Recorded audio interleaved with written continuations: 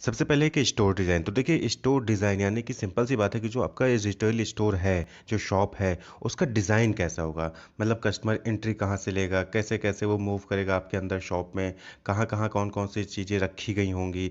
तो पूरा लेआउट, पूरा डिज़ाइन ही क्या कहलाता है, स्टोर डिज़ाइन। और उसमें स्टोर एटमॉस्फेयर आ जाता है, स्टोर एम्बियंस आ जाता है कि म्यूज़िक कैसी है, लाइटिंग कैसी है, वॉल पेंटिंग्स कैसी हैं, वहाँ पे स्मेल्स कैसी हैं, ज़्यादा पसीना तो नहीं आ रहा, गर्मी तो नहीं लग रही, ज़्यादा ठंडी तो नहीं लग रही, ठीक है। और उसमें परफ्यूम की खुशबू यानी कि कुछ अच्छा ऑर्डर हो, क्लीननेस, साफ सफाई है कि नहीं है, ये सारा कुछ जो है इसमें इंपॉर्टेंट मैटर करता है। Store design, the use of strategic floor plan and space management including furniture, displace, fixtures, lighting and signage.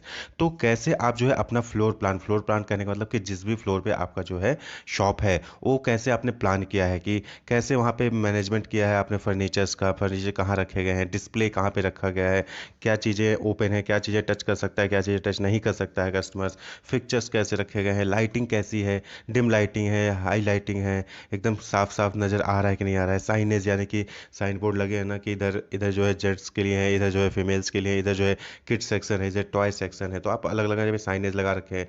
इधर जैकेट्स मिल रहे हैं, इधर जो है जीन्स मिल रहे हैं, तो उसके लिए भी साइनेज लगा हुआ है, तो ये स्टोर डिज़ाइन कहलाता है। तो स्टोर डिज़ाइन में आपने अपने, जैसे कहते हैं ना कि घर को कैसे डिज़ाइन किया है कि यहाँ टीवी होगी, यहाँ सोफ़ा होगा, यहाँ बेड होगा, उसी तरीके से आप रिटेल स्टोर को भी क्या करते हैं, डिज़ाइन करते हैं कि कहाँ पे कौन सा सामान जो है रखा जाएगा, कहाँ पे काउंटर होगा, सेलिंग काउंटर कहाँ पे होगा, चेक आउट, चेक इन कहाँ होगा, चेक आउट कहाँ होगा। तो ये सारी चीज़ें जो मैनेज करते हैं उसी को हम क्या कहते हैं, स्टोर डिज़ाइन कहते हैं।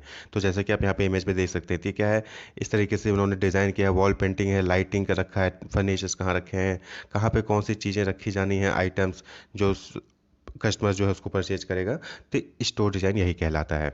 नेक्स्ट टॉपिक है objective of good store design. तो गुड स्टोर डिज़ाइन है कि एक अच्छा स्टोर डिज़ाइन कब कहलाएगा। तो बट ऑब्वियस बात है, to guide the customer around the store and entice increase purchase. तो सबसे पहली चीज़ कि हमें स्टोर डिज़ाइन को अच्छा इसलिए बनाना चाहिए ताकि जो है कस्टमर जो है वो आसानी से, हम कस्टमर को गाइड कर सकें कि कहाँ पे कौन सा सामान रखा है, और उससे इंटाइस यानी कि अट्रैक्ट कर सके ज़्यादा परचेज कराने के लिए। जो एक सामान खरीदने के लिए आया हो वो दो तीन सामान खरीद के जाए, तो इंटाइस इंक्रीज परचेज। तो गाइड कस्टमर, तो स्टोर डिजाइन आपका ऐसा होना चाहिए कि वो कस्टमर को गाइड करे, यानी बाकायदा साइनेज लगे होने चाहिए कि यहाँ पे ये सामान है, यहाँ पे ये सामान है, और विजिबिलिटी भी होनी चाहिए उन सामान की। अब कस्टमर आता है अंदर कोई सामान सोच के कि हमें ये सामान लेना है, कस्टमर आपके स्टोर में इंटर किया और उसको वो सामान दिखता ही नहीं है, या फिर कहीं साइन बोर्ड भी नहीं दिखता उसको कि हाँ यहाँ पे ये सामान मिल जाएगा, तो वो क्या करता है कि वापस चला जाता है। तो ऐसा नहीं होना चाहिए। अगर कस्टमर कोई भी सामान सोच के आया है आपकी शॉप में, तो आपके शॉप में अवेलेबल है तभी आया होगा, तो उसको दिखना चाहिए, विजुअल होना चाहिए, और साइनेज उसको बाकायदा वहाँ पे मिले, तो कस्टमर को जो है वो गाइड करे और अट्रैक्ट करेगी, और सामान भी साथ ही साथ उसके, जैसे अब कोई भी स्पेसिफिक जीन्स पैंट लेने आए तो जीन्स पैंट के साथ इस तरीके से आप टी शर्ट्स भी रखिए कि वो जीन्स पैंट देखते देखते टी शर्ट पे भी नजर जाए और टी शर्ट को भी परचेज कर ले। तो ये स्टोर डिजाइन आपका होना चाहिए। To create balance between sales and shopping space, तो सेल्स और शॉपिंग स्पेस के बीच में जो है वो बैलेंस भी अच्छा बनाता है store design. To create effective merchandising presentation, effective merchandising presentation यानी कि आप अपने मर्चेंडाइज को, गुड्स को कैसे प्रेजेंट करते हो। तो अगर आपने अपने गुड्स को अच्छे से प्रेजेंट किया है तो क्या कहलाएगा, गुड स्टोर डिज़ाइन कहलाएगा। ये ऑब्जेक्टिव होता है कि हमारा जो स्टोर डिज़ाइन होता है ऐसा होना चाहिए कि हमारे जो भी मर्चेंडाइज है वो अच्छे से प्रेजेंट किए जा सके कस्टमर्स को विजिबल हो। To provide good and pleasant atmosphere for shopping, तो जैसा कि बताया कि साफ सफाई बहुत अच्छा होना चाहिए, लाइटिंग अच्छी होनी चाहिए, वॉल पेंटिंग्स अट्रैक्टिव होनी चाहिए, तो एक प्लीजेंट इन्वायरमेंट मिलता है ना, तो कस्टमर वहाँ पे ज़्यादा टाइम बिताना चाहता है उस स्टोर डिज़ाइन में। अगर वहीं पे कोई स्टोर डिज़ाइन ऐसा है वहाँ पे गंदी सी स्मेल आ रही है, या फिर लाइटिंग अच्छी नहीं है, या वॉल पेंटिंग्स मतलब देखने में अच्छा ही नहीं लग रहा, तो वहाँ कस्टमर जाएगा ही नहीं, और जाएगा भी तो जल्दी से वापस चला आएगा। तो कुछ इस तरीके से जो है आपका गुड स्टोर डिज़ाइन होना चाहिए, और यही मोटिव होता है हमारा कि हम स्टोर डिज़ाइन को इतना अच्छा करें। आप देखिए मॉल्स में जाइए, मॉल्स में जो भी शॉप्स होते हैं इतने अच्छे से डिज़ाइन होते हैं कि आप वहाँ पे टाइम स्पेंड करना चाहते हो, जब टाइम स्पेंड करेंगे तो बट ऑब्वियस बात है कि कोई ना कोई सामान आप परचेज करके लेके आएंगे। तो ये स्टोर डिज़ाइन का जो है मेन मोटिव होता है। अब हम बात करें स्टोर लेआउट। लेआउट का मतलब कि कैसे आप उस आपके शॉप में जो है कस्टमर फ्लो करेगा, मतलब कि कहाँ कहाँ कैसे कैसे सामान रखे गए होंगे, लेआउट को वो डिफाइन करता है। जैसे कि it is the design of stores floor space and placement of item with in that store. तो स्टोर लेआउट में सिंपल सा मेन फोकस किस पे होता है कि जो आपके मर्चेंडाइज है उसको आपने प्लेस कैसे किया है। तो a retail store layout whether physical or digital is the strategic use of space to influence the customer experience. तो कस्टमर की एक्सपीरियंस को जो है इन्फ्लुएंस करने के लिए, उससे ज़्यादा प्रोडक्ट सेल करने के लिए, उसको अट्रैक्ट करने के लिए, उसको एक अच्छा एक्सपीरियंस देने के लिए आप स्टोर के लेआउट को कैसे डिज़ाइन करें, कि कहाँ पे कौन से से मर्चेंडाइज रखे गए हैं, चाहे वो फिजिकल हो यानी कि आप कहीं पे शॉप ओपन करके बैठे हो, या फिर ऑनलाइन यानी कि वर्चुअल या डिजिटल है। तो ऑनलाइन आपने कैसे अपने सब जो मर्चेंडाइज को उसको प्रेजेंट किया हुआ है, विजिबिलिटी कैसी है, तो वो मैटर करता है। तो जैसे कि आप बिग बाजार में जाते हो या फिर कोई फूड बाजार है या फिर आप रिलायंस ट्रेंड में जाते हो, तो देखिए आप कैसे वहाँ पे सामान जो रखे होते हैं कि आप एंटर किए तो आपको एक सेंट्रल पाथ मिल जाता है, उसके बाद फिर सब वे होता है, यानी कि आप राइट चले जाए तो जो है लेडीज सेक्शन मिल जाएगा, आप राइट लेफ्ट चले जाए तो आपको जेंट्स सेक्शन मिल जाएगा, आप स्ट्रेट चले जाए तो आपको किड्स सेक्शन मिल जाएगा, आप ऊपर चले जाए तो आपको जो है टॉयज के सेक्शन मिल जाएंगे, इलेक्ट्रॉनिक आइटम मिल जाए। तो अलग अलग आपने कैसे लेआउट डिज़ाइन किया है, वही शो करता है कि आपने अपने बजटाइज को कैसे प्लेस किया है वही अपने स्टोर में। तो ये नॉर्मली चार टाइप के होते हैं, टाइप ऑफ स्टोर लेआउट जो बात करें तो चार टाइप के होते हैं। एक होता है free flow. Free flow layout यानी कि कहीं पे भी कोई भी सामान रखा है, फ्री फ्लो है, आप घूमिए पूरे स्टोर में, आपको जहाँ जहाँ अचानक से कोई भी सामान मिल जाएगा, साइनेज लगा होगा कि यहाँ पे ये है। तो फ्री फ्लो है, कोई पैटर्न नहीं है, एक सामान यहाँ रखा है तो दूसरे सामान दाएं हाथ पे, दूसरा फिर बाएं हाथ पे, चौथा अंदर, पांचवा ऐसे, तो इस तरीके से वो फ्री फ्लो है, उसमें कोई भी स्पेसिफिक पैटर्न फॉलो नहीं होता है, फ्री फ्लो है। वहीं पे दूसरा है ग्रिड लेआउट। ग्रिड लेआउट में नॉर्मली हम क्या करते हैं कि रोज़ में जो है अपने रोज़ या कॉलम्स में है जो है हम अपने प्रोडक्ट्स को, मर्चेंडाइज को प्लेस कर देते हैं। जैसा कि आप स्क्रीन पे देख रहे हैं, क्या है कि एक रो, दो रो, तीन रो, चार रो, इस रो में हमने प्लेस कर दिया है सेंटर में, और फिर साइड में हमने पूरे स्टोर लेआउट को जो साइड में है वहाँ पे भी जो है हमने प्रोडक्ट को, मर्चेंडाइज को प्लेस कर दिया है। तो इस टाइप के लेआउट को हम क्या कहते हैं, ग्रिड लेआउट कहते हैं। वहीं पे जो तीसरा है स्पाइन लेआउट, स्पाइनल कॉर्ड, जो ह्यूमन बीइंग का स्पाइनल कॉर्ड है वो जो उस तरीके से होता है। तो यहाँ पे क्या होता है कि एक सेंट्रल पाथ होता है और फिर चार पांच लेफ्ट साइड में आपको रोज मिल जाएंगे, वहीं पे राइट साइड में रास्ते मिल जाएंगे। आप सेंट्रल पाथ है, आपने साइनेज बोर्ड लगवा है, इस वाले बाएं हाथ में मुड़ेंगे तो गर्ल सेक्शन, आगे चले बॉयज सेक्शन, आगे चले किड्स सेक्शन, आगे चले जो है ऑफिशियल पर्पज़ के पर्पज़ से हो गया, आगे चले स्टेशनरी आइटम है, आगे चले, या फिर राइट साइड में आप टर्न हो गए तो आपको फिर जो है कोई दूसरा पर्पज़ से रिलेटेड आइटम्स वहाँ पे मिल गया। तो ये स्पाइन लेआउट कहलाता है। और इसी तरीके से एक होता है लूप लेआउट। लूप लेआउट यानी सर्कुलर फ्लो होता है। ये क्या होता है, सर्कुलर फ्लो, सर्कुलर लेआउट भी कहते हैं लूप। यानी कि आप एक जगह से शुरू हुए, घूमते घूमते घूमते घूमते फिर आप वहीं पे चले आए और बीच में आपका सामान रखा रहता है, तो इसको कहते हैं लूप लेआउट। तो आप किस तरीके का लेआउट आप चूज करना चाहते हैं वो आपके ऊपर डिपेंड करता है। यहाँ पे कोई हार्ड एंड फास्ट नहीं है कि आपको जो है स्पेसिफिक लेआउट लेट यूज़ करना है, आप कुछ भी अपने हिसाब से पैटर्न चूज कर सकते हैं। नॉर्मली लोग ये चार टाइप के लेआउट फॉलो करते हैं। तो ये इस क्या कहलाता है, स्टोर लेआउट, यानी कि आपने अपने स्टोर में मर्चेंडाइज को यानी कि गुड्स को, आइटम्स को कैसे जो है प्लेस किया है और कैसे जो है कस्टमर का मूवमेंट हो रहा है, जिससे कि उसको एक अच्छा एक्सपीरियंस और अच्छा एक्सपोजर मिल रहा है प्रोडक्ट्स का। ये स्टोर लेआउट कहलाता है। अब बात कर ले रिस्पॉन्सिबिलिटीज ऑफ स्टोर मैनेजर। तो स्टोर मैनेजर कौन हो गया, एक पर्सन हो गया जो कि स्टोर को मैनेज करता है। ठीक, an individual responsible for managing the overall functioning of the store is called a store manager. यानी कि स्टोर मैनेजर वो पर्सन हो गया जो पूरे जो है स्टोर को मैनेज कर रहा होता है। A store manager takes care of the day to day operation of the store and ensures maximum profitability for his store. तो वो डे टू डे जो भी ऑपरेशंस होते हैं, सेलिंग हो रही है, बाइंग हो रही है, उसको एक्सपेंसेस हो रहे हैं, जो भी सामान आना है जाना है, स्टोरिंग है, वो सारी चीज़ों को क्या करता है, मैनेज करता है, और जाकि जिससे कि मैक्सिमम प्रॉफिटेबिलिटी जो हो जाए स्टोर का हो। तो अब बात कर लें कि रिस्पॉन्सिबिलिटीज़ क्या होती हैं। तो typical responsibilities of the job include, पहला recruiting, training, supervising and appraising staff. भाई बट ऑब्वियस सी बात है कि आपका बड़ा सा स्टोर है, तो आप जो है वहाँ पे बिना अकेले जो है आप नहीं सेल कर पाओगे। तो आपको एक अच्छा और कन्वीनियंस और जो है अच्छे से कम्युनिकेट करने वाला, जिसको प्रोडक्ट के बारे में नॉलेज हो, ऐसा स्टाफ जो है आपको रिक्रूट करना है, ट्रेन करना है, जिसको आप क्या कहते हैं, सेल्स पर्सन कहते हैं। आप सेल्स पीपल, सेल्स पर्सन, उसको आप जो है आपको रिक्रूट करना है, ट्रेन करना है, सुपरवाइज करना है, उसको अप्रेज भी करना है। मैनेजिंग बजट, बजट का भी ध्यान रखना है। सेल्स जो मैनेजर होता है, स्टोर मैनेजर जो होता है, उसको बजट को भी मैनेज करके रखना है।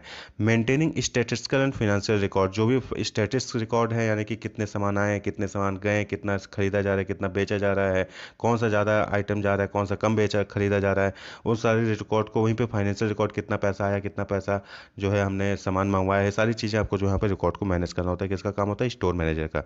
Dealing with customer queries and complaint, अब कस्टमर्स की क्वेरीज भी हो सकते हैं। आप कस्टमर कोई कपड़ा लेके गया, वो पता चला बाद में फटा हुआ है, कस्टमर कोई कपड़ा लेके गया, पता चला कि उसकी साइज से बड़ा है, तो उसको भी, और उसके जो भी कंप्लेंट्स होती हैं, जो छोटे मोटे की ज़्यादा पेमेंट कट गया, फिर कम पेमेंट, या फिर कुछ और इशूज़ हो सकता है, वो उसको जो है आपको डील करना होता है कंप्लेंट्स को।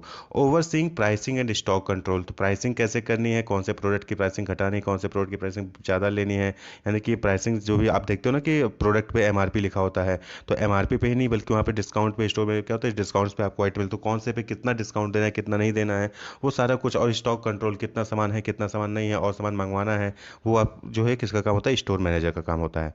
Maximising profitability and setting meeting sales target including motivating staff to do so.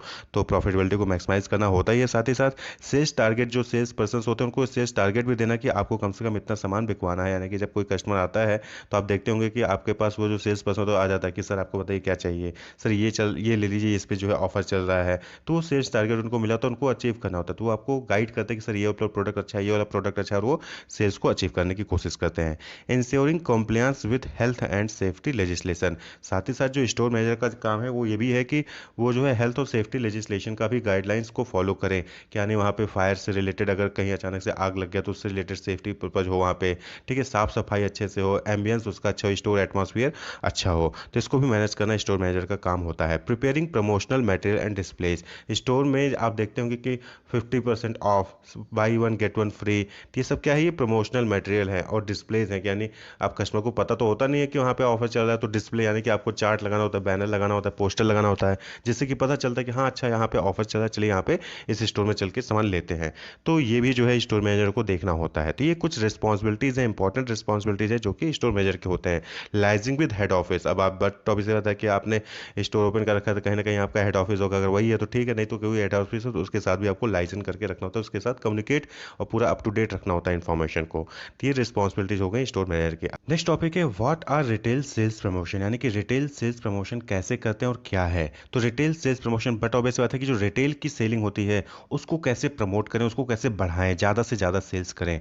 A sales promotion is a marketing tactics used by retailers to drive sales. तो जो सेल्स प्रमोशन है वो क्या है, मार्केटिंग का टेक्निक है जहाँ पे हम अपने सेल्स को इंक्रीज करने की कोशिश करते हैं, ड्राइव सेल यानी कि सेल्स को बढ़ाने की कोशिश करते हैं, ज़्यादा से ज़्यादा सेल्स आए। तो अब देखिए, आप जब भी बिग बाजार जा रहे हैं तो क्या होता है कि वेडनेसडे को आपको सबसे सस्ता सामान वहाँ पे मिल जाता है, 50% ऑफ, 50+50% ऑफ कर दे रहे हैं।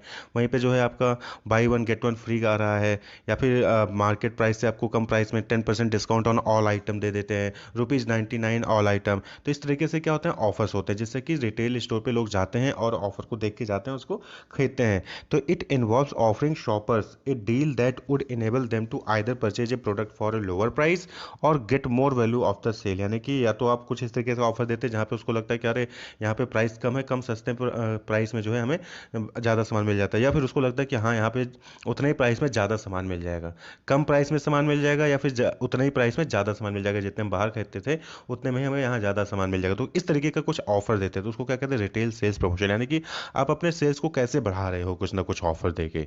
तो टेक्निक्स क्या है रिटेल सेल्स प्रमोशन की बात करें तो यहाँ पे देखेंगे कि परसेंटेज डिस्काउंट, जैसे कि हमने बताया कि 50% ऑफ, 40% ऑफ, ठीक है, 50+30% ऑफ। तो ये अलग अलग डिस्काउंट्स होते हैं जो नॉर्मली रिटेल स्टोर पे बाहर डिस्प्ले कर दिए जाते हैं, तो वहाँ पे जाते हैं आपको परसेंट डिस्काउंट ऑफ दे दिया जाता है, तो ये ऑफर हो गया।